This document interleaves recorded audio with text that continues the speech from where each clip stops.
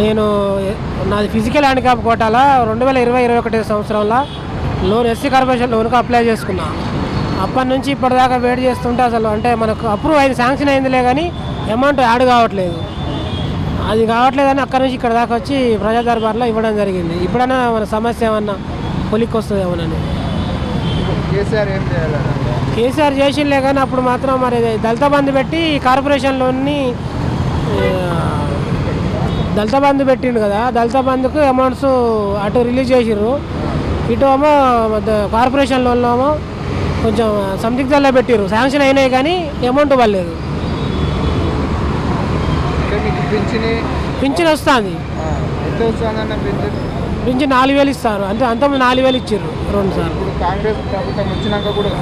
ఇంతవరకు అయితే ఇవ్వలేదు. కాంగ్రెస్ ప్రభుత్వం వచ్చిన కాంచి అయితే ఒక్కసారి కూడా ఇవ్వలేదు ఇంకా.